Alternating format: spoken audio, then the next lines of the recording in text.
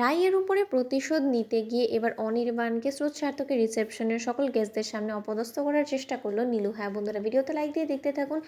হঠাৎ করে অনির্বাণ যখন স্রোত সার্থকের রিসেপশনের পার্টিতে এসে হাজিরা, ঠিক সেই সময়ই সার্থকের বাবা ছুটে গিয়ে অনির্বাণকে রিসিভ করে বলতে থাকে যে অনির্বাণ জানো তো, তোমার কথাই আমি এতক্ষণ ভাবছিলাম, আমি এক্ষুনি তোমাকেই কল করতে যাচ্ছিলাম। তখন এই কথা বলা মাত্র অনির্বাণ বলতে থাকে যে কেন আঙ্কেল, আমি কি আসতে লেট করে ফেলেছি?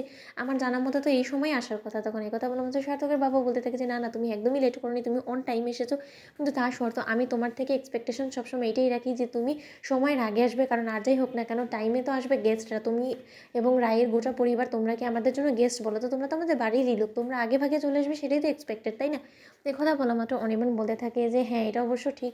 তখন সার্থকের বাবা বলতে থাকে যে আচ্ছা, তোমার বাড়িতে তোমার এক্স ওয়াইফ যাকে কিনা রায় আশ্রয় দিয়েছে, সে নাকি যথেষ্ট পরিমাণ অসুস্থ ছিল শ্রুতির বিয়ের দিন, তাকে নাকি তুমি যত্নআত্তি করে সুস্থ করে তুলেছে। এখন তার কন্ডিশন কীরকম বলো তো? তাকে তো চাইলে নিয়ে আসতে পারতে এখানে, তার অন্তত মনটা একটু ভালো লাগতো। তখন এই কথা বলা মাত্র অনির্বাণ বলতে থাকে যে না না আঙ্কেল, সে বাড়িতেই ঠিক আছে, কারণ সে এখানে না আসাতে যে পরিমাণে অশান্তি হয়ে গিয়েছে, তাতে যদি একবার এখানে চলে আসে তাহলে যে কী হবে সেটা আসলে ভেবে আমার ভয় করছে। ওদিকে এই কথা বলা মাত্র সার্থকের বাবা বলতে থাকে যে আচ্ছা ঠিক আছে, স্রোত সার্থকের সাথে গিয়ে একবার দেখা করে আসো। ওদিকে এই কথা বলা মাত্র স্রোতের সাথে অনির্বাণের মুখোমুখি হওয়া মাত্রই স্রোত বলতে থাকে যে কি অনিদা, তোমার এক্স ওয়াইফকে সেবা যত্ন করে তোমার হাতে কিছুটা সময় বেঁচে গিয়েছে, তাই তুমি তোমার অ্যাটেন্ডেন্স এখানে রেজিস্টার করার জন্য এখানে এসেছো নিশ্চয়ই।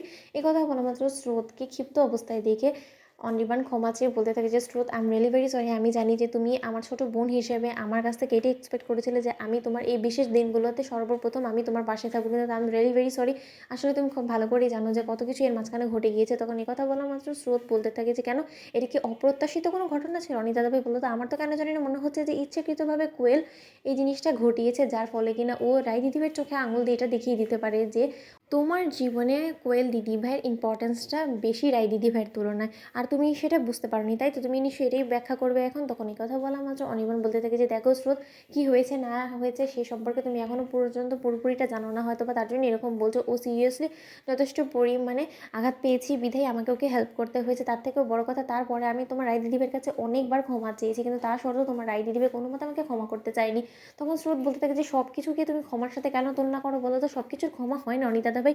এখন আমিও একটা বিবাহিত মেয়ে হিসেবে, আর যাই হোক না কেন, আমি আমার বরের সংস্পর্শে যদি অন্য কোনো পর মহিলাকে দেখতে পাই, তাহলে আমিও নিশ্চয়ই সেটা মুখ বুজে সহ্য করবো না। তাহলে তুমি সেটা কী করে এক্সপেক্ট করো যে আমার রায় দিদিভাই সহ্য করবে? আমার রায় দিদিভাই কখনো কোনো কিছু বলে বলে এটা ভেবে নিও না যে আমার রায় দিদিভাই কোনোদিনও অন্যায়ের বিরুদ্ধে রুখে দাঁড়াবে না, কারণ আমরা 3 মেয়ে কোনোদিনও এই শিক্ষা কিন্তু আমার বাবা মার কাছ থেকে পাইনি। তখন এই কথা বলা মাত্র হঠাৎ করে সার্থক স্রোতের হাত ধরে বলতে থাকি যে স্রোত, আর যে যাই করুক না কেন তোমার সাথে বিশ্বাসঘাতকতা অন্তত আমি করবো না, এতটুকু অন্তত তুমি আমার উপরে আস্থা রাখতে পারো। তখন স্রোত বলতে থাকে যে আমার আপনার উপরে যথেষ্ট বিশ্বাস আছে। তোমাদের ভিডিওটি ভালো লাগতে পারে, সাবস্ক্রাইব করতে ভুলো না।